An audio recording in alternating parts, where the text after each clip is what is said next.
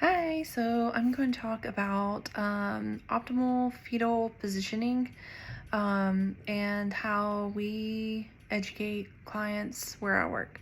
Um, so we don't really, in order to create a prenatal plan for this, I feel like this topic's a little bit different than the typical prenatal care plans because this is not something that we really get into until about the second trimester. We might bring up the fact that because I feel like there's just so much information that we have to go over in the beginning of a pregnancy that it's like this is one of those things that kind of gets pushed to a later date because there's not much you can do about fetal positioning when the baby's this big. So when we start talking about it, it might be around 20 weeks to 24 weeks. The first thing that we would bring up is the fact that left occiput anterior is the ideal fetal positioning, and explain what that means, meaning that the back of the baby's head is going to be on the left front of the pregnant person. And then the baby would curl around and up, and the bum would be up toward the top, and then the little part should be kind of on the right.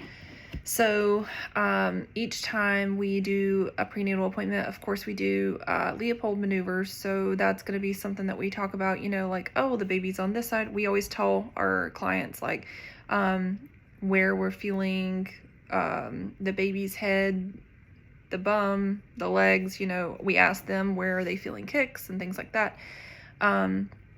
So each appointment from about 20 weeks on, we would start talking about, fetal positioning and things like that. So we could explain a little bit why theoretically it's supposed to be a more optimal position, because the crown of the baby's head can come out first and mold, and the baby's likely to restitute appropriately and things of that nature. So once we get into about 28 weeks, we start talking more about, like, is the baby head up? Is the baby head down? I feel like we can assume that it's common knowledge that the baby's head has to come out first, but maybe not always. So, we might discuss the fact that breech baby is when the head's up, and, where I live, we do not deliver those babies. They're transferred to the hospital. So that actually might be a conversation that we might have in the beginning, that part about, if we get further on in the pregnancy and the baby is breached, that's not something that would be a transfer of care. So that might be something that comes up in the first trimester. But other than that, like the actual positioning and things like that would be a little bit later in the process.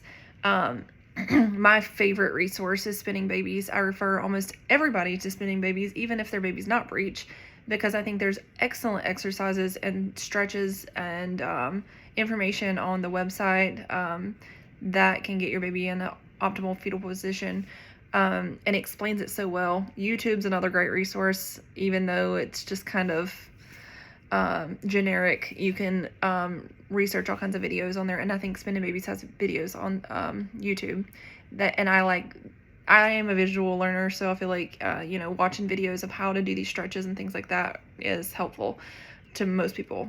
So I definitely refer people to YouTube. And so when we get into, like, around the start of the third trimester, we might start talking about, how to get the baby in the best position. One of our tools that we love is water.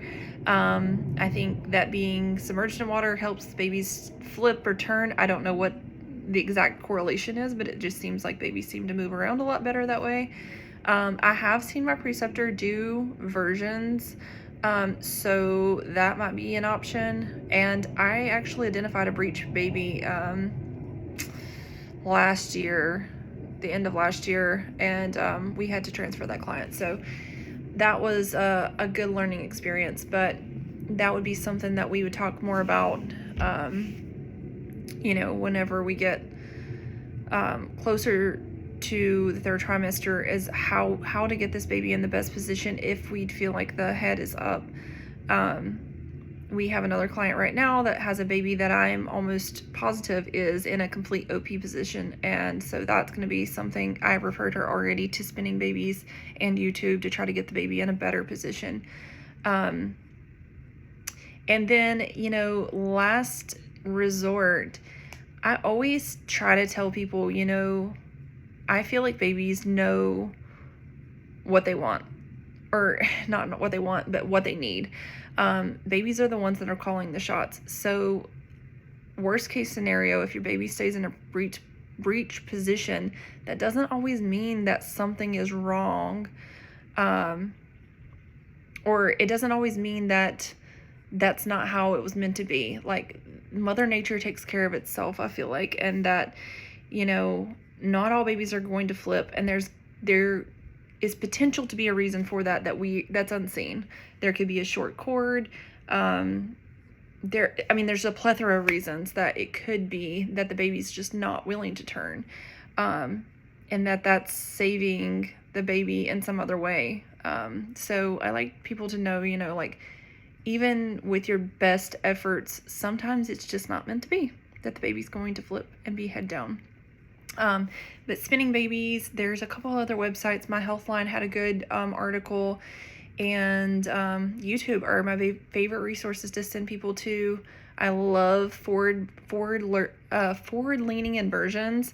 That's something that I did when I was pregnant, like with my knees on the couch and then leaning forward over the couch. Sometimes you might need a little bit of assistance, but actually trying to get down all the way onto your forearms, where you're just absolutely, you know, bum up in the air and your arms are down on the floor, and do that multiple times a day and see if you can get the baby into a better position. That's one of my favorite exercises or stretches to get the baby flipped around.